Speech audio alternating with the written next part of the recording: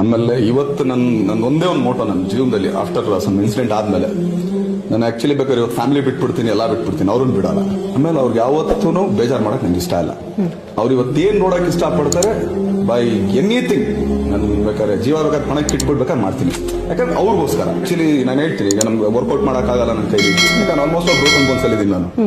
ಅಂದ್ರೂ ಕೂಡ ಒಬ್ಬೊಬ್ಬ ವ್ಯಕ್ತಿ ಆಸೆಗೂ ಇರಾದೆ ಈಗ ಆಸರೆ, ಸಂತೋಷವನ್ನು ಎಲ್ಲರಲ್ಲೂ ನೋಡಿದೀಗ ಈ ಧರೆ. ನೂರಾರು ನೆನಪಿನಲ್ಲಿಯೂ ಒಂದೊಂದು ಕಣದಲ್ಲಿರುವೆ ನೀ, ಯಶಸ್ಸಿಗೆ ತಪಸ್ಸು ಮಾಡಿದಂತಹ ಮಹಾಋಷಿ. ಮನುಷ್ಯರಲ್ಲಿ ಮೂಡಿದೆ ಮಹರ್ಷಿಯಾಗಿ ಸಾಗಿದೆ, ಮನುಷ್ಯರಲ್ಲಿ ಮೂಡಿದೆ ಮಹರ್ಷಿಯಾಗಿ ಸಾಗಿದೆ.